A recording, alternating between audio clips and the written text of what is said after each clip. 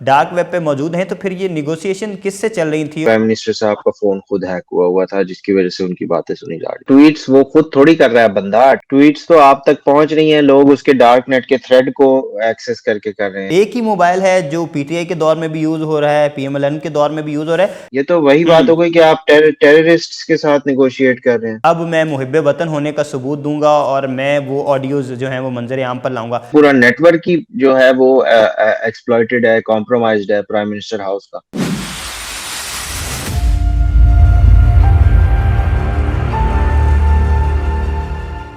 अस्सलाम वालेकुम नाज़रीन, आप देख रहे हैं प्रोग्राम बागी क्यों और मैं हूं आपका होस्ट जैनुल आबदीन। नाज़रीन, पूरे मुल्क में ऑडियो लीक्स के चर्चे हैं। हैकर ने पैसे डिमांड किए हैं या नहीं किए। हैकर्स ने कुछ मुख्तलिफ ट्विटर अकाउंट से ट्वीट्स किए हैं जिसमें उन्होंने बताया कि अगली आने वाली जो ऑडियोज़ हैं उसमें क्या बात होगी, किस किस बड़ी शख्सियत का नाम आया है, ये भी हम आपको बताएंगे। और उसके साथ साथ हमारे साथ आज पाकिस्तान के साइबर सिक्योरिटी एक्सपर्ट मौजूद हैं और दुनिया के तीसरे बड़े एथिकल हैकर हैं ये, और इनका बहुत बड़ा वास्ट जो है एक्सपीरियंस है इस फील्ड में। इनसे पूछते हैं कि हैकर के जो ये सारी चीजें उन्होंने की हैं वो क्यों की हैं, इसके पीछे उनके क्या अज़ाइम हैं और क्या समझते हैं किस कदर नुकसानदेह हो सकता है। शामिर आमिर साहब हमारे साथ मौजूद हैं। सर, बहुत शुक्रिया, आप तशरीफ लाए। शुक्रिया जैन, मुझे बुलाने के लिए आपकी बहुत मेहरबानी। शामिर भाई, मुझे ये बताइएगा, आप क्या समझते हैं कि ये ऑडियोज जो इस कदर लीक हो रही हैं तो कौन कर रहा है ये तो कोई भी नहीं कह सकता कि कौन कर रहा है। आपने इस हैकर से कोई राब्ता करने की कोशिश की है? राब्ता नहीं है सच। मैंने उसे जिस फोरम के ऊपर ये सारी पोस्ट हुई थी, मैंने उस पे उसके साथ उस पे कमेंट किया था और उस पे जवाब आया था और फिर उसके बाद वो कमेंट डिलीट हो गया था। सही है। आप क्या समझते हैं जिन ट्विटर अकाउंट से ट्वीट्स हुई हैं उनके जरिए से इस हैकर तक रसाई हो सकती है, किसी तरह से मुमकिन है? नहीं, ऐसा नहीं है। ट्विटर जो ट्वीट्स हुई हैं वो तो उन लोगों ने की हैं जिन लोगों ने फोरम की पोस्ट देखी है। जो फोरम है, जो डार्क नेट का फोरम आप कह लें या कौन जॉन सा मर्जी कह लें, वो उसका वो तो किसी ने देखा और ट्वीट कर दिया।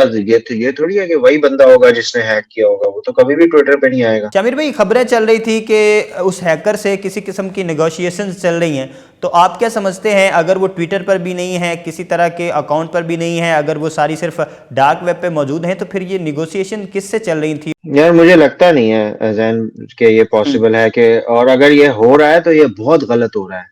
ये तो वही बात हो गई कि आप टेररिस्ट्स के साथ निगोशिएट कर रहे हैं। मतलब एक तरह से वही है ना। तो आप एक बंदे ने कुछ ऑडियो फाइल्स के उसमें पूरे मुल्क को यरगमाल बना लिया। गलत है। हमें अपनी रिसोर्सेज लगानी चाहिए उसको पकड़ने में, उसको गिरफ्तार करने में, और हम निगोशिएट कर रहे हैं। No, this is very wrong. इदारों की अगर बात करें तो इदारों पर भी तो क्वेश्चन मार्क आता है ना। प्राइम मिनिस्टर की सिक्योरिटी इदारों के साथ साथ जो उनके आसपास लोग हैं उनकी भी जिम्मेदारी है। प्राइम मिनिस्टर की खुद की भी जिम्मेदारी है कि वो अपने अपने अपनी जो जितनी भी सेल फोन यूजेज है या जो कम्युनिकेशंस हैं उनको बेहतर करें। इदारे एक हद तक ही कर सकते हैं और उन्होंने किया है। हाँ, उनके एंड पे गलती जरूर है कि शायद इदारों के अंदर इनकॉम्पिटेंट लोग मौजूद हैं जिनकी वजह से ये समझ नहीं आ रही कि असल में ये रिकॉर्डिंग हुई किस चीज़ से है। आप क्या समझते हैं? कुछ लोग कह रहे हैं कि सैटेलाइट्स के थ्रू, कुछ कह रहे हैं कि वहाँ पे जो मोबाइल्स मौजूद थे उनसे, कुछ कहते हैं कि शायद कोई रिकॉर्डिंग डिवाइस हुई। आपने वो रिकॉर्डिंग सुनी है, हुई होंगी, आपको क्या लगता है ये किस चीज़ से रिकॉर्ड हुई हैं? मैं आपको 3 पॉसिबिलिटीज बताता हूँ और फिर मैं आपको बताता हूँ कि मुझे क्या लगता है मेरे मुताबिक के कैसे होगा। पॉसिबिलिटी नंबर 1 जो लीस्ट लाइकली है वो ये है कि कोई लिस्निंग डिवाइस प्राइम मिनिस्टर साहब के आसपास मौजूद थी। ठीक है। पॉसिबिलिटी नंबर 2 जो जो उसके बाद थोड़ी सी लाइकली है वो ये है कि प्राइम मिनिस्टर साहब का फोन खुद हैक हुआ था जिसकी वजह से उनकी बातें सुनी जा रही थी। पॉसिबिलिटी नंबर 3 जो कि मेरे हिसाब से सबसे ज्यादा पॉसिबल है वो ये है कि प्राइम मिनिस्टर साहब की बातें जो है उनके आसपास के लोग रिकॉर्ड होती थी और जब आगे सेंड हो रही होती थी, या एक्चुअली ये 2 चीजें हैं। या तो कोई रिकॉर्ड करके आगे सेंड करता था या कोई उनके आसपास एक ऐसा इंसान था जिसका फोन हैक हुआ था। क्योंकि मुझे नहीं लगता कि डायरेक्टली किसी ने फोन हैक करके डार्क वेब तक ये पहुंचाया। मुझे लगता है कि there were some middle people जिनके फोन्स हैक हुए हैं वहां से ही आगे तक। आप क्या समझते हैं, क्या सजा क्या होती है इसकी, साइबर क्राइम की क्या सजा है मैक्सिमम? इसके लिए तो शायद हमें नया लॉ लिखना पड़ जाए यार इस तरह की। ये तो ट्रीजन है। ये तो अगर मुल्क अगर पाकिस्तान में है बंदा तो ये तो ट्रीजन है। ये तो मुल्क के साथ गद्दारी है अगर उसने की है। अगर पाकिस्तानी है, वो पाकिस्तानी पासपोर्ट होल्डर है। आपको क्या लगता है, ये पाकिस्तानी फर्द है या कोई बाहर से फर्द है जिसने ये सारा काम किया? आपकी जो एनालिसिस कहते हैं। बाहर से कोई इंसान है, क्योंकि उसकी इंग्लिश कोई इतनी खास नहीं है। बाहर से ही है वो। बाहर से तो पाकिस्तानियों की भी इंग्लिश खास नहीं हो सकती। बाज़ दफ़ा पाकिस्तानियों की इंग्लिश में भी मसाइल होते हैं। नहीं नहीं, इस तरह नहीं होता। इस तरह के फोरम्स के ऊपर जो है ना, ये ऐसा नहीं है। Pakistan, I don't think he is a Pakistani. दूसरे ट्वीट्स भी पढ़े होंगे जिसमें उन्होंने ये ट्वीट हमारे सामने आता है कि मैं अब किसी किस्म की निगोशिएशन नहीं करूंगा, ना मैं किसी निगोशिएशन की तरफ बढ़ूंगा, बल्कि अब मैं मुहिब्बे वतन होने का सबूत दूंगा और मैं वो ऑडियोज़ जो हैं वो मंजर आम पर लाऊंगा। तो ये जो ट्वीट है, ये आप क्या समझते हैं, ये किस कॉन्टेक्स्ट में जाता है? यहाँ पर लगता है कि वो पाकिस्तानी। नहीं नहीं नहीं, ऐसा नहीं है। पाकिस्तानी नहीं है वो।